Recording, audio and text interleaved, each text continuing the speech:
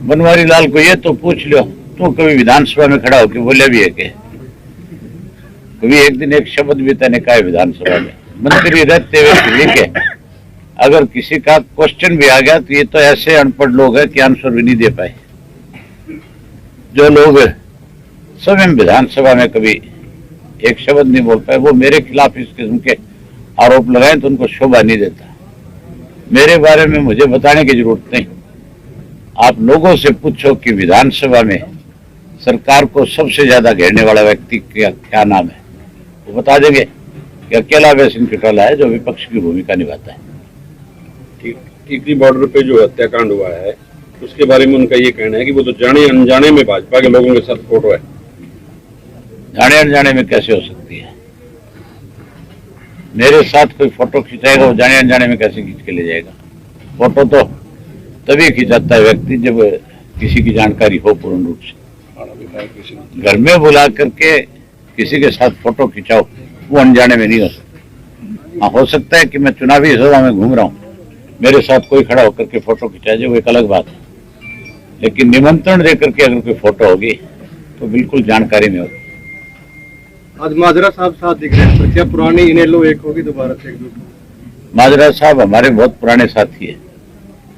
माजरा साहब मेरे से पहले चौधरी देवीलाल के साथ इन्होंने अपनी राजनीति शुरू करी। मैं तो राजनीति में बहुत बाद में आया हूँ, ये तो मेरे से पहले के राजनीति के अंदर प्रमुख भूमिकाएं निभाते रहे। यूथ के हमारे प्रेसिडेंट रहे स्टेट के, और उसके बाद चौटाला साहब के साथ मिनिस्टर रहे। चौटाला साहब के साथ इन्होंने बहुत संघर्ष किया। मेरे साथ भी माजरा साहब ने पार्टी को, संगठन को बहुत मजबूत करने का काम किया। आज भी माजरा साहब खुल करके मेरे पक्ष में यहाँ के लोगों से अपील करने के लिए आए हुए। बाकी बात माजरा साहब बैठे, आप सब इनसे करें। चौधरी साहब, दिग्विजय ने कल जनसभा में कहा था कि इनेलो की जो स्थिति है, इनेलो को इस स्थिति में आज एक सीट पर रहेगी, वो भी इस्तीफा दे दिया।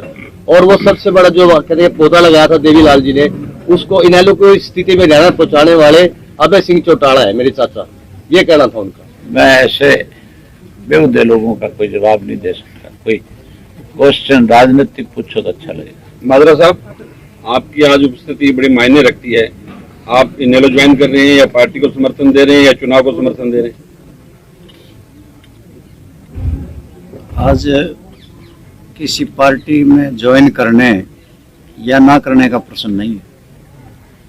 आज प्रश्न इस बात का है कि किसान जिंदा रहेगा, मजदूर का जीवन बचेगा, व्यापारी रहेगा नहीं रहेगा, और खेती और मजदूर की क्या हालात बनी है।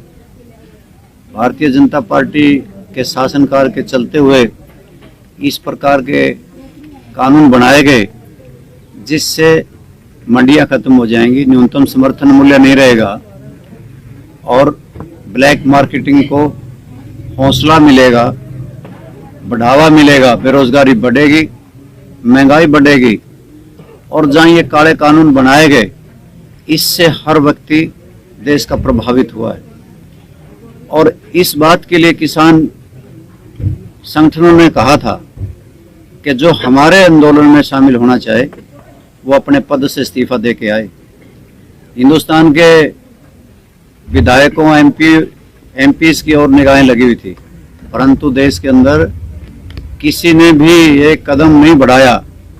केवल अभय सिंह चौटाला ने किसानों का झंडा बुलंद करते हुए अपने पद से त्याग पत्र दे दिया और हरियाणा विधानसभा में ये कह दिया कि मैं किसानों के पक्ष में हरियाणा विधानसभा से त्याग पत्र दे रहा हूँ।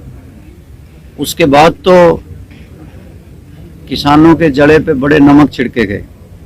हरियाणा की विधानसभा इस प्रकार का भूमि अधिग्रहण अधिनियम बनाया गया जिसमें 70% किसानों की सहमति की जरूरत थी, उसे खत्म कर दिया गया। हमारे देश की सरकार ने इस प्रकार का सेंट्रल इलेक्ट्रिसिटी अमेंडमेंट बिल बनाया, लेकर के आए, जिससे बिजली का निजीकरण होगा। गरीब किसान मजदूर को कोई भी प्रांतीय सरकार सब्सिडी नहीं दे सकेंगी। और इतना ही नहीं, पराली प्रबंधन के लिए, वायु गुणवत्ता बनाए रखने के लिए इस प्रकार का कानून लेके आए कि अगर कोई किसान पराली जलाएगा उसको 1 करोड़ रुपये जुर्माना और 10 साल की कैद हो जाएगी। और इतना ही नहीं, देश के अंदर पेट्रोल, डीजल, रसोई गैस महंगी हो गई और डीएपी खाद लुप्त हो गया। आज लाइनें लगी हुई, जो लोग ये कहते थे एमएसपी है, रहेगा, और हम अगर वो नहीं मिलेगा इस्तीफा दे देंगे। आज बाजरा 1200-1100 रुपये प्रति क्विंटल बिकता है। भावांतर योजना देने के बाद भी 650 रुपये का घाटा किसान को प्रति क्विंटल का है। वो त्यागी पुरुष कहाँ चले गए? और इतना ही नहीं, आज धान उत्पादक किसानों से पूछो कि आज उनके 300-400 रुपये प्रति क्विंटल के हिसाब से नमी के नाम पे, काला पीला दाना के नाम पे लूटा जा रहा है। ऐसे माहौल में सवाल लोकदल पार्टी को ज्वाइन करने का नहीं, ऐसे माहौल में तो जो किसानों का झंडा जिसने उठाया अभय सिंह चौटाला ने, वो एक तरफ है और दूसरी तरफ वो काले कानूनों के पक्षधर, वो ब्लैक मार्केटिंग के पक्षधर, वो डीएपी खाद लुप्त करने वाले, एमएसपी खत्म करने वाले वो लोग खड़े हैं। फैसला एलनाबाद की जनता ने और लोगों ने करना है कि किसका साथ दें। ऐसे माहौल में मैंने अपने दिल की आवाज से ये सोचा कि अभय सिंह चौटाला को ही मजबूत किया जाना चाहिए और इसमें सही हकदार वोट का भी अभय सिंह चौटाला है। माजरा साहब, आप दोनों नेताओं ने लगातार किसानों के समर्थन में इस्तीफा दिया है, तो क्या किसान मोर्चा ने अब खुलकर समर्थन नहीं करना चाहिए? आज ही आपने देखा होगा, आप तो पहले आए हुए थे यहाँ पे, उन लखीमपुर खीरी के शहीद किसानों की यहाँ से किस प्रकार से कलश यात्रा लेकर के जब किसान गुजर रहे थे, लोग फूल बरसा रहे थे, और जहां तक उनका समर्थन ये था, वो ये कह के गए हैं कि हम वोट की अपील तो नहीं करते, पर ये जरूर कह के जा रहे हैं बीजेपी, जेजेपी और हलोपा के किसी भी आदमी को वोट नहीं देना, किसी कैंडिडेट को नहीं देना। स्वाभाविक है कि जो उनको हराए उसको वोट देना, अपने आप ही अभय सिंह हराए उनको तो इन्हीं को वोट देना है। ये जहां तक सवाल है, एक बात और मैं क्लियर करता हूं आपके बीच में कि बहुत जेजेपी, बीजेपी के लोग खड़े होकर कहते हैं कि अभय सिंह चौटाला ने इस्तीफा दिया। एक तो अपनी तरफ से वो झूठ की दुकान ने जोड़ लिया कि उन्होंने ये कहा कि मैं कानून वापस नहीं होते तब तक विधानसभा नहीं जाऊंगा। ये गलत जोड़ी इन्होंने ही नहीं बल्कि चौधरी देवीलाल और डॉक्टर मंगल सेन ने न्याय युद्ध में राजीव लोंगोवाल समझौते के खिलाफ चौधरी देवीलाल ने महम से और डॉक्टर मंगल सेन ने रोहतक से इस्तीफा दे दिया था। क्या आपको याद है कि राजीव लोंगोवाल समझौता तब रद्द हो गया था? नहीं हुआ था, चुनाव आ गया था। चौधरी देवीलाल चुनाव लड़े थे और डॉक्टर मंगल सेन चुनाव लड़े थे। डॉक्टर मंगल सेन चुनाव हार गए थे, चौधरी देवीलाल महम से जीत गए थे, और फिर इसके ऊपर हमने मैंडेट लिया था उस वक्त में, और आज भी यही मैंडेट हम ले रहे हैं लोगों का कि किसानों के, मजदूरों के, मजलूमों, गरीबों, व्यापारियों के ये कानून काढ़े विरोधी हैं जो भारतीय जनता पार्टी ने बनाए और जजपा ने इनको फलीभूत किया। तो वो लोग उस तरफ खड़े हो जाएं और जो इनका विरोध करते हैं डट करके अभय सिंह चौटाला का साथ दें। सर, आप गांव में भ्रमण कराइए।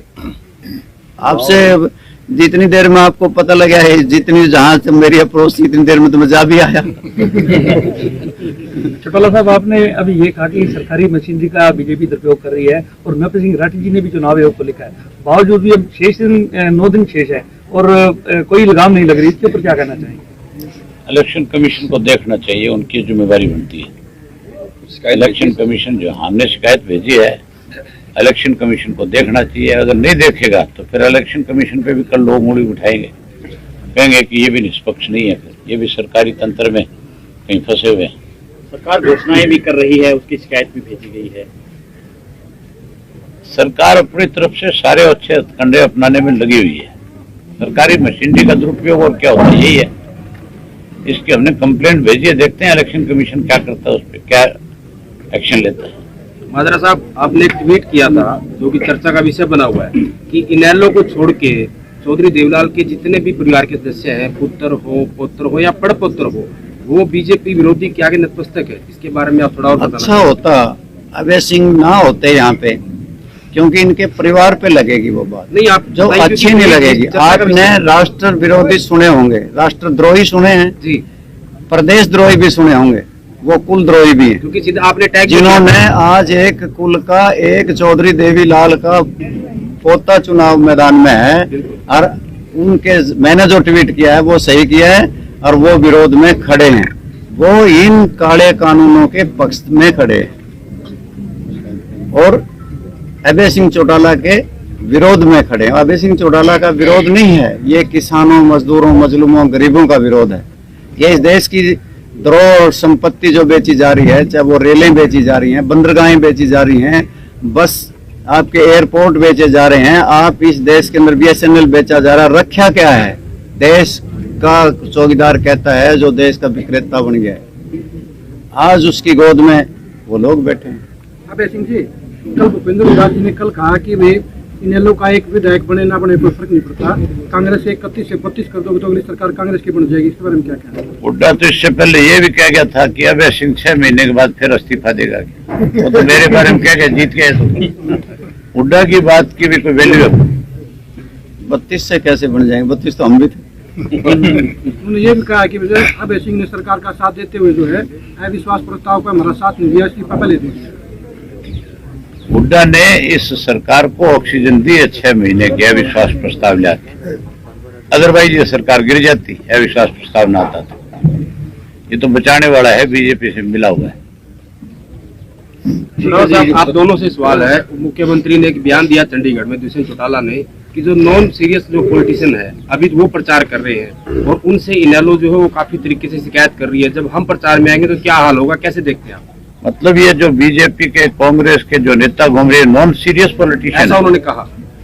तो इसका मतलब इनकी पार्टी का अध्यक्ष जो अजय सिंह चौटाला वो नॉन सीरियस क्योंकि पॉलिटिशियन उसके है। खुद पिताजी और भाई, मैं बता रहा हूँ भाई, उसका बाप, उसका भाई दोनों नॉन सीरियस हैं। उनके पिताश्री हमारे साथ मुझसे पूछ रहे हो ना जी, हमारे साथ विधानसभा में थे। अब इससे ज्यादा दिवालिया इनका और क्या पिटेगा? दुष्यंत ये कहता है मेरा बाप नॉन सीरियस है, मेरा भाई नॉन सीरियस है, इससे बड़ा दिवालिया क्या और पिटेगा? इससे ज्यादा क्या होगी? मेरे साथ में ही थे जब मैं इस प्रकरण को दिल्ली वाले को उठा रहा था और कह रहा था गीतिका शर्मा हम शर्मिंदा हैं, तेरे कातिल आज जिंदा हैं। तो चौधरी अजय सिंह चौटाला मेरे साथ लग के नारे लगा रहे थे विधानसभा और में नारे लगा रहे थे। फिर तख्तियां उठा करके भी हमारे साथ अगुवाई कर रहे थे।